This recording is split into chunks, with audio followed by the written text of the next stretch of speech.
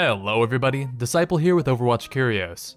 As we all know, Overwatch is chock full of lore, story, and character depth. There are a ton of images, sketches, verbal, and text-based clues about people in that lore surrounding the Overwatch roster, and some stand out more than others. Some of these stand out so much that they just might become playable heroes themselves in the future. Back in the day of old school Overwatch, there were 6 founding members: Ana Amari, Torbjorn Lindholm, Reinhardt Wilhelm, Jack Morrison or Soldier 76, Gabriel Reyes, also known as Reaper, and someone we haven't seen in the game yet, Liao. During the teaser post and article for the Ana Amari reveal, the founding Overwatch members are listed including Liao. During Ana's origin trailer, we also see an image of what looks like the founding members of Overwatch, as well as a few other recruits that came in later. There are 2 people in that shot that we haven't seen or heard of yet, a man on the lower left and a woman in the lower right. We originally thought that Liao might be one of these 2, since we don't even know if Liao is male or female at this point, but it was confirmed at Blizzard's Comic-Con panel that in fact, Liao is not in that picture. He or she isn't really mentioned anywhere else outside of the Blizzard article and video either.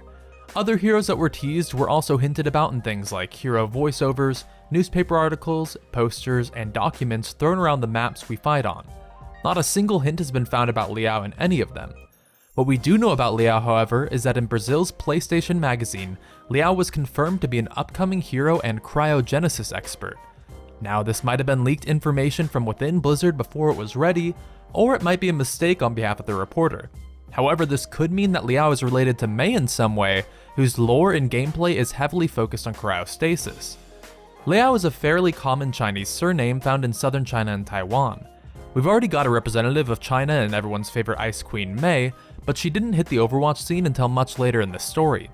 Still, it's possible to have 2 heroes from the same region, since we've got both McCree and Soldier 76 from the US, 2 characters from Japan, and 2 characters from Egypt as well, and China has a much larger population overall than any of those. Remember, the UN originally formed the Overwatch to fight the Omnics, so it's likely many countries would have been represented from just about everywhere on the planet. It would be surprising, however, for Liao to be a scientist, since the other original members of Overwatch are very soldier-like.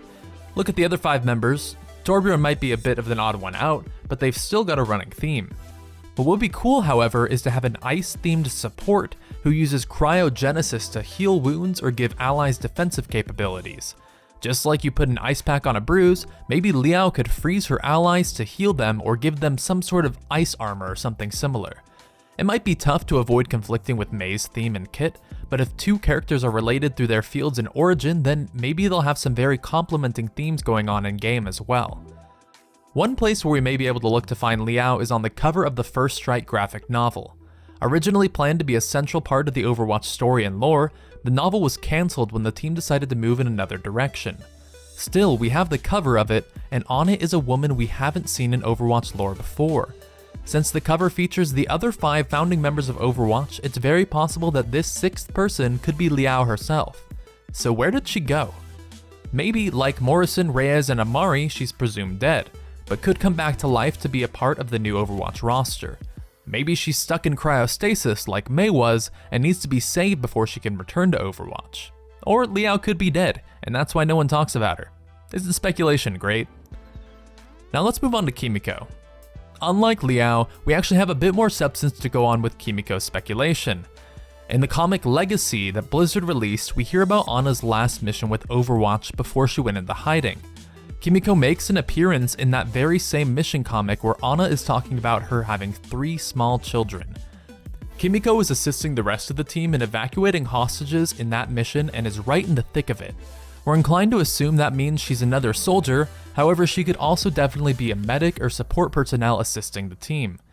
Overwatch is definitely due for a new support character, so I'm not opposed to that idea at all.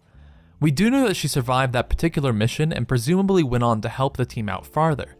We're not sure what she did after the fall of Overwatch, but we have seen in the Recall animated short that her face pops up in the list of agents that cycle through when Winston actually hits the recall button. So we're safe to assume she's still alive and able to be reached. The name Kimiko is Japanese and has a few possible meanings, including treasured or noble child. Of course, we already have 2 Japanese heroes in the form of Genji and Hanzo Shimada, So there's really no reason that we couldn't have a third, it just may not be as likely considering the Overwatch dev team's track record of diversity in the game, so it may be a while before we see a character of that origin. Of course, it's also possible that Kimiko could be from an entirely different country and just have an unusual name.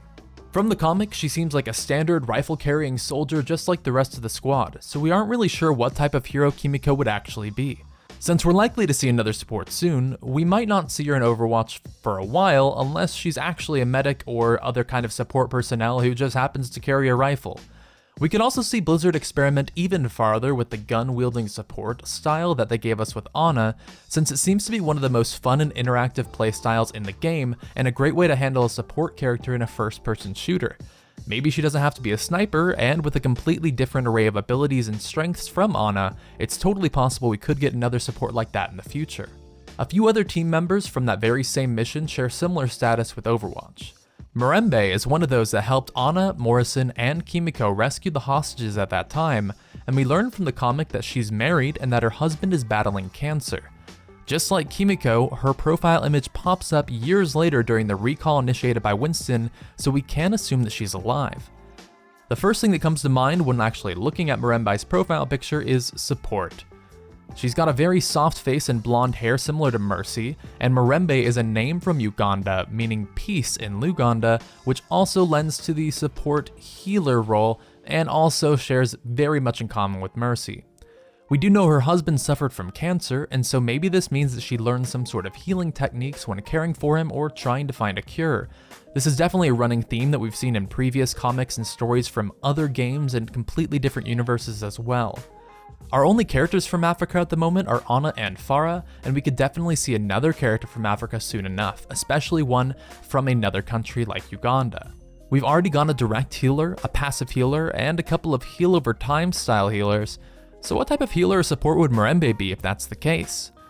What we don't have yet is someone who drops a heal boost of some kind, like 76's Biofield, and it might be nice to have a kind of proactive area of effect heal similar to Ana's Biotic Grenade that can be used to actively sustain through fights, while also giving the enemy team windows to play around it. There are plenty of support abilities that could still be added into Overwatch as well. Perhaps she could drop a short range station of sort similar to Symmetra's ultimate where she drops a teleporter or shield generator. Allies could stand near the healing station and get a slow but steady health regeneration effect. The structure could have a limited duration or maybe only heal for so many points for each hero. It'd probably be easy to spot and have low hit points to make it counterable. I think more destructible objects could give Overwatch much greater depth, as long as they aren't too much in the drop it and forget about it category. It could also give flankers, especially Sombra, a bit more to do in a match besides just trying to pick off kills, so I think supports that build destructible objects could be very cool to see in the future. Perhaps she could feel a non-heal support role like Symmetra as well. Maybe instead of healing or supporting the team directly, she could inhibit the enemy team, like a debuff style hero. Her name does mean peace, so maybe if she had the ability to pacify the enemy team, she could be a strong counter to engage heavy compositions or to a single player giving your team trouble. The last hero from the trio in the Legacy comic mission is Sing. While saving the hostages from Talon during the mission, Sing is right there in the pack with the team, also holding a rifle and touching his earpiece in that generic Secret Service member kind of way. We can figure out from his name that he's of Middle Eastern descent and probably fills the role of an assault hero, since Sing is a Sikh name meaning lion. Unlike the other heroes in the video from the mission, we aren't exactly sure if he survives or not. He wasn't in the recall list, although we did only see a short portion of the recall program in progress. Another weird but interesting class idea that hasn't really been realized is some sort of intelligence-based assault hero. Someone who can detect or pinpoint an enemy or position to give their team an advantage. We've got abilities like Hanzo's Sonic Arrow and Widow's Ultimate, but what about pinpointing and isolating a single enemy using outside intelligence and perhaps debuffing them or buffing yourself against them? So say you were worried about a Widowmaker taking out your team when you're trying to capture point B. Well, bring in Sing and have him use his long cooldown ability to mark her while increasing your team's damage dealt against her. This would allow your team to see what she's doing and where she is and perhaps give you a chance to take her out before you move on to the point. Putting supportive abilities onto assault heroes really helps bring some depth into the pool, similar to how Soldier 76's healing aura can actually take a lot of the burden off of your supports. Unfortunately, we don't know too much about what Sync could be, but it's very cool to think about all of the possible future hero kits and abilities. Rounding out our list is Hakeem, a criminal hiding out in Giza with ties to the Talon organization. He's apparently got a problem with the Amari family, as he's provided intel on missions involving Helix Security International, which is where Pharah works, and he's provided a huge bounty on Ana's head since she'd been sabotaging Talon operations.